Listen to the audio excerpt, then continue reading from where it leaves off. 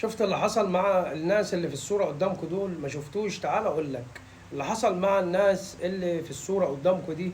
ان اتنين اتخانقوا مع واحد ومسكوه ضربوه طبعا واتعدوا عليه بسلاح ابيض، وتم تداول الفيديو على السوشيال ميديا، وفورا وزارة الداخلية اعلنت ان هم تم القبض عليهم. الشخصين دول كان معاهم سلاح ابيض وماسكين واحد بيضربوا فيه. طبعا الناس قعدت تحوش فيهم زي ما ظاهر في الفيديو اللي وزارة الداخلية منزلاه على الصفحة الخاصة بيها. فمليون شكرا لوزارة الداخلية.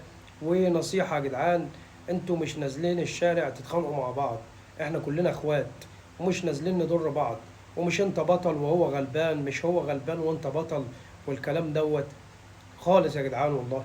احنا يعني مش عايزين نوصل للمرحلة دي ان احنا نمشي نعض في بعض. احنا كلنا اخوات ولازم نخاف على بعض.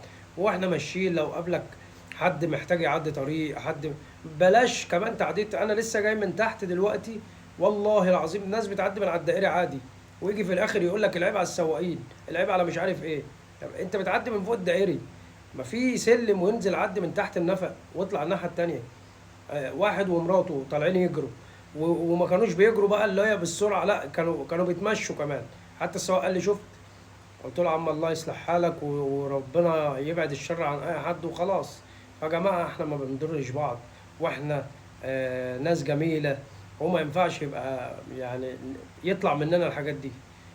فكل الشكر لوزاره الداخليه، واستنوني في كل فيديوهات تانية كتير. واللي مش عامل متابعه يعمل متابعه، واهم حاجه اللايك والشير، واعمل شير على قد ما تقدر عشان الفيديو يوصل لكل الناس. شكرا ليكم.